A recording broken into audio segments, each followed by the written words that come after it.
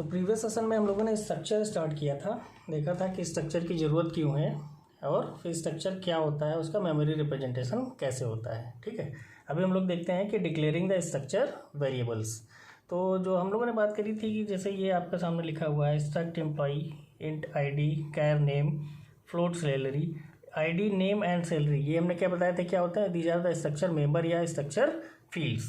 ठीक है, तो ये क्या है, हमारे वेरिएबल्स नहीं है। वेरिएबल्स नहीं है तो मतलब क्या हुआ कि इनके लिए हमारे में जब हम इन जो चीज़ों को डिक्लेयर करते हैं तो मेमोरी एलोकेट नहीं होती है। तो स्ट्रक्चर का वेरिएबल हम लोग जब तक क्रिएट नहीं करेंगे तब तक उसके मेंबर्स के लिए मेमोरी क्या एलोकेट नहीं होती है। ठीक है, तो दो तरीके हैं आपके स्ट्रक्चर वेरिएबल को डिक्लेयर करने के।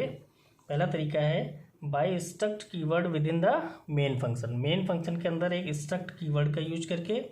एंड दूसरा तरीका क्या है, at the time of defining the structure, जब आप स्ट्रक्चर को डिफाइन करते हैं उसी टाइम पे हम लोग वेरिएबल भी क्रिएट कर देते हैं। तो पहले तरीके की हम लोग बात करें, देखिए एक एम्प्लॉय नाम का स्ट्रक्चर बनाया हमने, स्ट्रक्ट एम्प्लॉय, तीन आपके इसके मेंबर्स हैं, ID name and salary, curly braces बंद एंड ये आपका सेमीकोलन बंद हो गया।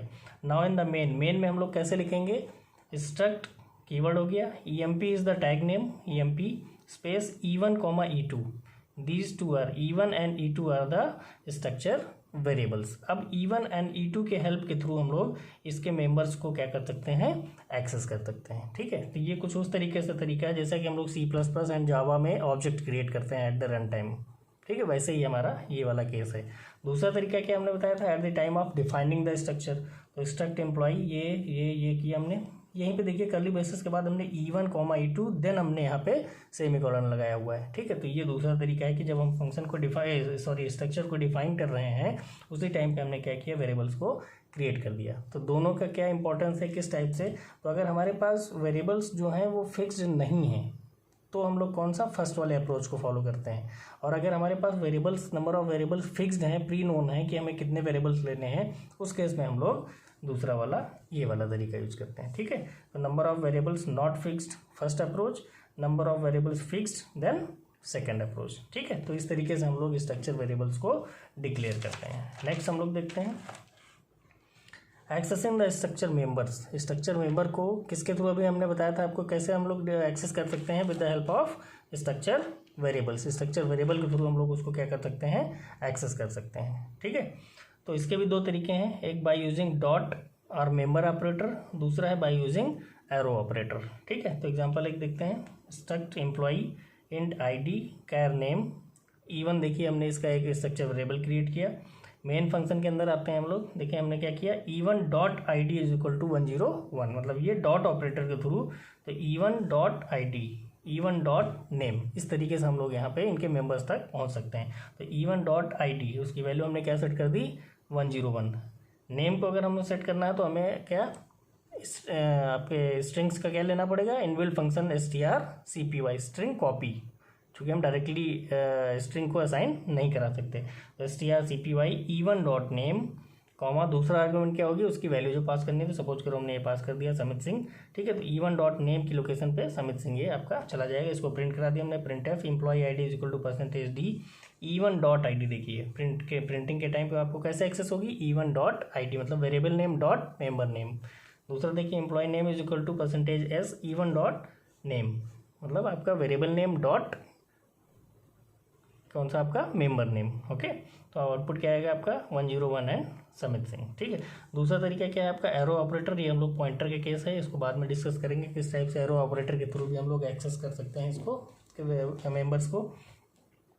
नेक्स्ट हम लोग बात करते हैं initialization of the structure variable. जैसे एरे में हमने पढ़ा, नॉर्मल वेरिएबल्स के लिए पढ़ा कि इंट एक्स को किया तो डिक्लेरेशन हो गया, int X is equal to 10 किया तो वो हमारा क्या हो गया, इनिशियलाइजेशन हो गया। वैसे ही एरे बनाया हमने, इंट ARR5, ठीक है, डिक्लेरेशन हो गया, int ARR5 is equal to curly braces के अंदर हमने दिया 1 2 3 4 5, तो ये क्या कहलाता था हमारा इनिशियलाइजेशन। वैसे ही हम eight the time of defining हम स्ट्रक्चर वेरिएबल्स को भी क्या कर सकते हैं, इनिशियलाइज कर सकते हैं। देखते हैं कैसे, struct employee int ID char name float salary, इसका एक हमने वेरिएबल क्रिएट किया E1 is equal to curly braces में तीनों ही वैल्यूज आपको उसी ऑर्डर में देनी होंगी, 101 for ID, Samit for name and 1428.6 for salary थी। उसी ऑर्डर में, मतलब आईडी को 101 चला जाएगा, नेम ये चला जाएगा एंड सैलरी में ये चला जाएगा।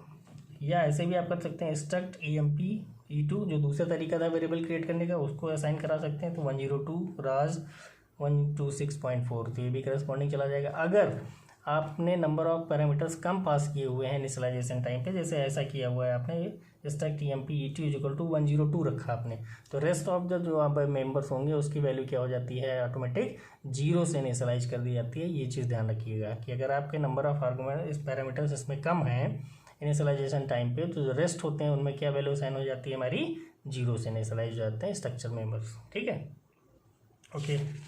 नेक्स्ट हम लोग बात करते हैं साइज ऑफ स्ट्रक्चर। साइज की अगर हम लोग बात करें तो अभी तक जनरली हम लोग देखते हैं, जनरली आप देखेंगे भी पूछेंगे तो कोई आपको बताएगा कि जो इसके स्ट्रक्चर मेंबर्स होते हैं, स्ट्रक्चर के जो मेंबर्स होते हैं उनकी जो साइज़ होती है उसका जो सम होता है वो क्या होता है आपका टोटल स्ट्रक्चर का साइज होता है। बट एक्चुअल में ऐसा नहीं होता है। क्यों नहीं होता है, ये वेरी कर सकता है, हो भी सकता है, नहीं भी हो सकता है। वेरी इसलिए कर सकता है क्योंकि जो मेमोरी रिस्ट्रिक्शंस होती हैं, जो मेमोरी मैनेजमेंट स्कीम होती है आपके कंपाइलर की, वो डिफरेंट हो सकती है आपके डिफरेंट ऑपरेटिंग सिस्टम्स पे। ठीक है, जैसे कुछ में क्या होता है कि कैरेक्टर जो वैल्यू होती है वो इवन लोकेशन पे, जो इवन आपकी इंटीजर वैल्यू होती है वो इवन लोकेशन पे ही स्टोर होती है।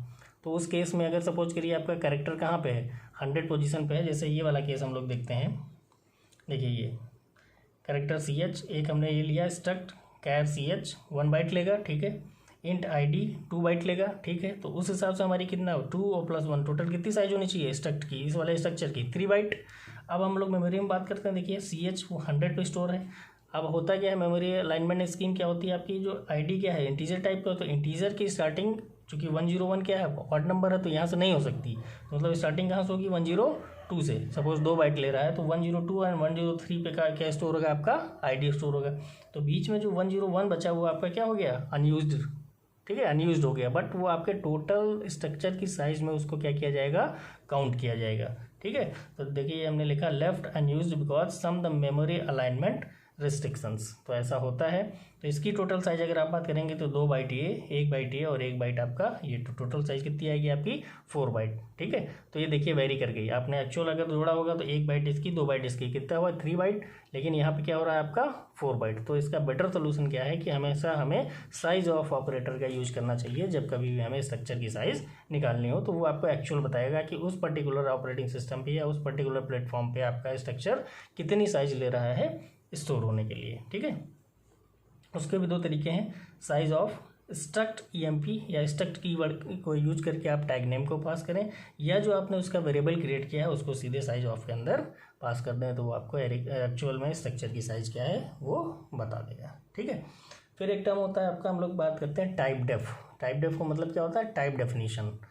तो एक तरीके से एलियास देना, किसी भी वेरिएबल का जो टाइप होता है उसके लिए एक एलियास क्रिएट करना ही आपका क्या होता है, टाइप डेफ होता है। ठीक है, to provide the some meaningful names to the already existing variables in C, ये होता है आपका टाइप डेफ का काम। सिंटेक्स क्या होता है, देखिए टाइप डेफ, फिर आपका एग्जिस्टिंग नेम, फिर स्पेस देखिए क्या है आपका एलियास नेम। जैसे देखिए example typedef unsigned int space unit, तो यहाँ पे क्या होगा, देखिए अनसाइंड इंट यू इंट, तो अनसाइंड इंट जो है आपका इतना, ये इस अनसाइंड इंट ये क्या है, एक आपका टाइप हो गया। इस टाइप के लिए जगह पे आपने नाम क्या दे दिया, इस चीज़ का नाम क्या दे दिया आपने, you int.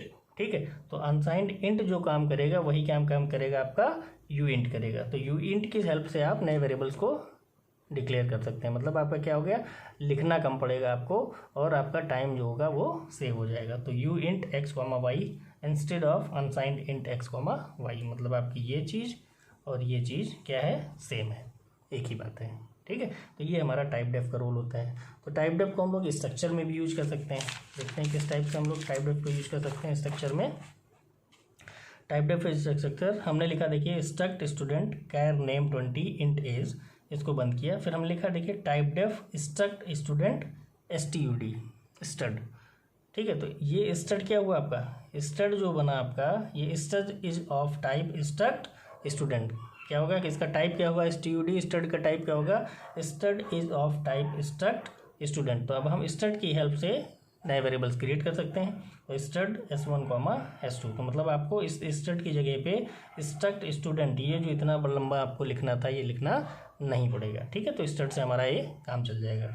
We declared that of type struct student. ठीक है, तो इस तरीके से हम लोग लिखते हैं। देखिए टाइप डेफ स्ट्रक्ट स्टूडेंट, ये दूसरा तरीका है। अगर आप ऐसे नहीं लिखना चाहते हैं तो ऐसे भी लिख सकते हैं, type def struct student char name 20 int as. फिर यहीं पे हमने क्या किया, देखिए स्टड ये क्रिएट कर दिया। ठीक है, अब स्टड की हेल्प से आप नए वेरिएबल्स क्रिएट कर सकते हैं। इसके लिए आपको स्ट्रक्ट स्टूडेंट पूरा लिखना नहीं पड़ेगा। ठीक है, तो std s1 s2। ठीक है, तो ये टाइप डेफ का रोल होता है कि किस टाइप से हम लोग नए एलियास क्रिएट कर सकते हैं जिससे कि हमारा लिखने का टाइम सेव हो सके। वैसे ही पॉइंटर के साथ भी हम लोग टाइप डेफ का यूज़ कर सकते हैं। जैसे हमने लिखा इंट एस्ट्रिक ptr, ये नॉर्मल पॉइंटर का डिक्लेरेशन है। इसके आगे हमने टाइप डेफ लगा दिया, typedef int asterisk ptr। अब आपका ptr क्या करेगा, यहाँ पे ptr एज अ एलियास काम करेगा। अब ptr किस टाइप का होगा, इंट एस्ट्रिक टाइप का। ठीक है, इंटीजर पॉइंटर होगा, इंट एस्ट्रिक ptr। अब ptr की हेल्प से आप नए वेरिएबल्स को डिक्लेयर कर सकते हैं। तो जैसे ptr p1 p2, तो इस ptr की जगह पे आपको इंट एस्ट्रिक नहीं लिखना होगा। तो p1 p2 किस टाइप के हो गए, p1 and p2 are of type int asterisk. तो इस टाइप से हमारा टाइप डेफ का रोल होता है। ठीक है, तो आज के लिए यही सेशन, इसमें आप लोग इसका पढ़ लीजिए अच्छे से, इतना कंप्लीट कर लीजिएगा। नेक्स्ट हम लोग आगे देखेंगे फिर array of structure, array with in structure, structure and pointer के रिलेशनशिप, स्ट्रक्चर एंड फंक्शन के रिलेशनशिप। ठीक है, ओके।